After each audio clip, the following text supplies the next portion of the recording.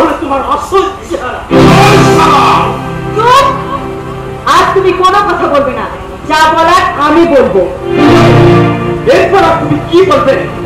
কাল তোমার চোখের জল থেকে মনে হয়েছিল তোমার ভিতরে নিশ্চয়ই কোনো সত্যের জোর আছে, তাই আমার বিরুদ্ধে গিয়েও আমি তোমার কাছে ছুটে এসেছিলাম তোমাকে ফিরিয়ে নিয়ে যেতে। তুমি ফিরিয়ে নিয়ে যেতে আসতে চাইলেও আমি যে তোমার সঙ্গে ফিরে যাবো সেটা তুমি ভাবলে কেমন করে? আমি তাই ভেবেছিলাম, কিন্তু এখানে এসে যখন তোমাদের এই অন্তরঙ্গ দৃশ্য দেখলাম তখন তোমাদের এই সম্পর্কটা আমার কাছে পরিষ্কার হয়ে গেল। পরিষ্কারের তো আগেই হয়ে গেছে। সন্দেহের বিষটা তো তোমার মনে ঢুকিয়ে দিয়ে আমাকে তুমি বাড়ি থেকে তাড়িয়ে দিয়েছিলে। তাড়িয়ে দিয়ে তোকে ভুল করেছিলাম সীতা, তোর জন্য আমার শাস্তি অপেক্ষা করছিল। বাবা, হ্যাঁ হ্যাঁ রে হ্যাঁ, আমি তোর চোখের জলের মায়ায় ভুলে তোকে আমি খুঁজতে বেরিয়েছিলাম, কিন্তু যখন দেখলাম তুই ওই বদমাইশের বাড়িতে আশ্রয় নিয়েছিস তখন তোর চরিত্রটা বুঝতে আমার আর বাকি রইল না। আমার সামনে সীতাকে নিয়ে কোনো আনসান কথা বলবেন না। ওদের সঙ্গে ওর সঙ্গে আপনাদের কোনো রক্তের সম্পর্ক নেই। বদমাইশ কথা কাপ পরের বইয়ের সঙ্গে নষ্টামি করে আবার গলাবাজি করছো।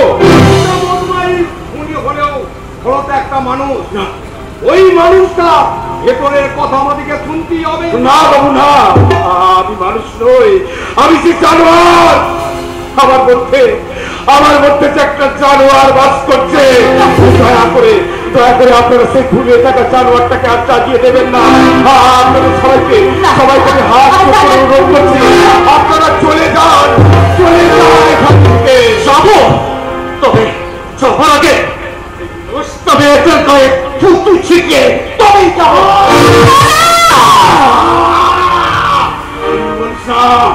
বলিস না সীতা, তুই কিচ্ছু বলিস না।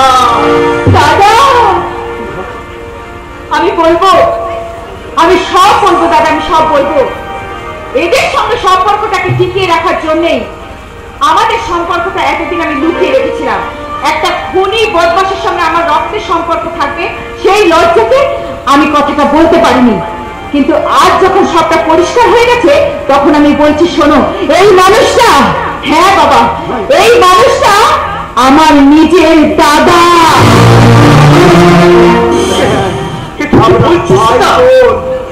আমরা ভাই বোন। অনেকদিন আগের কথা, তখন আমার 7 বছর আর আমার বোন সীতা 3 বছর। আমরা রেল স্টেশনের পাশে একটা ঝুঁকিতে বাবা মা আমরা 2 ভাই বোন মিলে খুব সুখে কাটাচ্ছিলাম। বাবা হঠাৎ একদিন অসৎ সঙ্গে পড়লো। তারপর থেকে রোজ রিক্সা পেলে এসে বাবা মদ খেত, কখনো বা ওই রেল স্টেশনে বসে মদ খেত। এমনই একদিন বাবা মাতাল হয়ে বাড়ি ফিরে এসে বাবার সঙ্গে মায়ের বচসা লাগলো। বাবা খুব রেগে গেল। ওই মদের বোতলটা আমাদের বাড়িতে অনেক ভেঙে ফেললো। তারপর সেই ভাঙা বোতলটা আমার মায়ের বুকে ঢুকিয়ে দিল।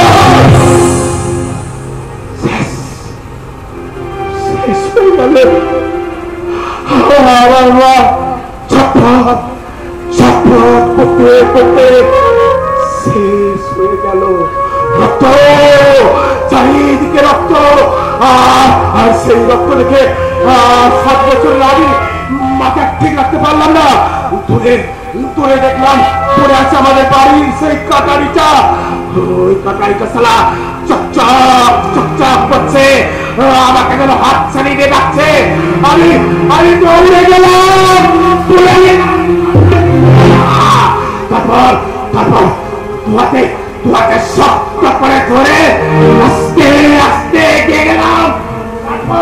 তারপর বাবার গলায় মারলাম একটা দম।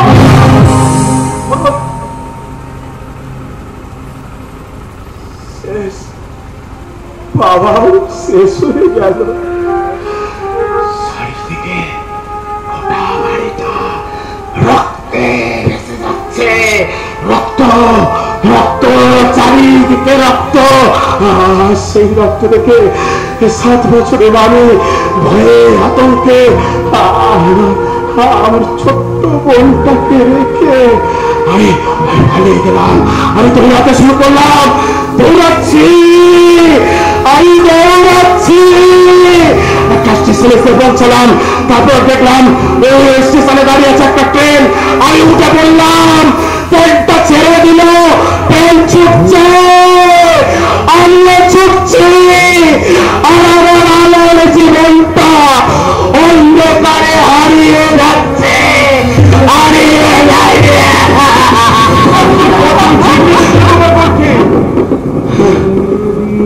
অনেকদিন আগে আমার মায়ের হাতে একটা নতুন পালা ছিল, নিয়তির নিষ্ঠুর পরিহাসে সেই পালাটা একটু ভেঙে দু টুকরো হয়ে যায়। আমার মা সেই দু টুকরো পালা একটা টুকরো আমার পনির গলায়, আমার একটা টুকরো আমার গলায় পরিয়ে দিয়েছিল।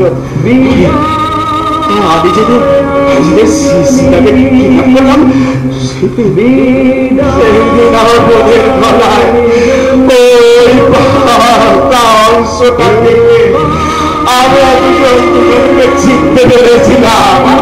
আমার বোনটাকে আমি চিনতে পারছি, তাই তোর বোনটাকে আমার আমি বাঁচিয়ে রেখে আরে শোনো, আমি আর খাওয়াতে পারবো না, তুই বিশ্বাস কর। আমি ভালো হয়ে গেছি রে, আমি ভালো হয়ে গেছি। তুই আমাকে ক্ষমা করে দে ভাই। আমি তোকে সারা জীবন আমার নিজের ভাইয়ের মতো বুকে করে আগলে রাখবো। আমাকে ক্ষমা করে দে ভাই। কি বললি তুই? তুই আমাকে ভাই বলে ডাকলি? হ্যাঁ ভাই। কিন্তু আমি আমার বাবার খুনের বদলা নিতে আমি তোকে খুন করতে এসেছিলাম। এখন আমি সেই কাজ কি করে করবো ভাই? কোন ভাই কি তোর দাদাকে খুন করতে পারে? তাই কিন্তু তোমার মতো দাদার বুকে আমার যে ভালোবাসার চিহ্নটা একে দিতে হবে দাদা। তাই এই নাও তোমার ভালোবাসার চিহ্ন।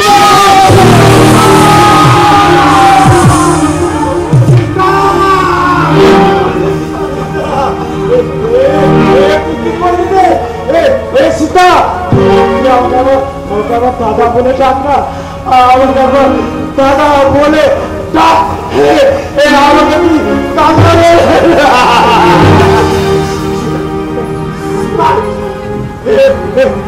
সীতা কোথা গেলি রে?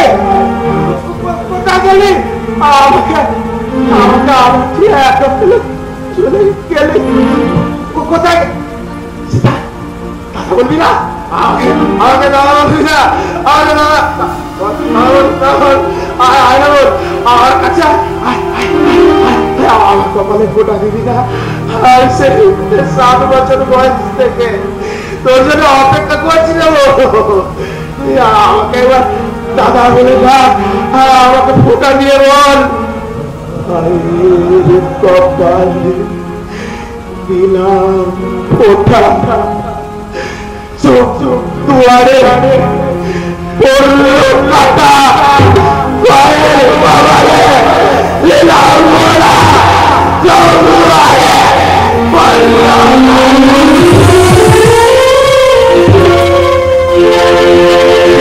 সমাজের দিক থেকে ঘৃণার রূপ ফিরিয়ে দিয়েছে। সীতাদের আমরা কোনোদিন বাঁচাতে পারিনি। আজ আমরা মৃতদেহ ছুঁয়ে শপথ নেব, নারী লাঞ্ছনার এই ইতিহাস আমরা বন্ধ করব। শুরু হবে নারী স্বাধীনতার এক নতুন যুগ। শেষ হবে এই ধারাবাহিক ব্যভিচারের ইতিহাস। সত্য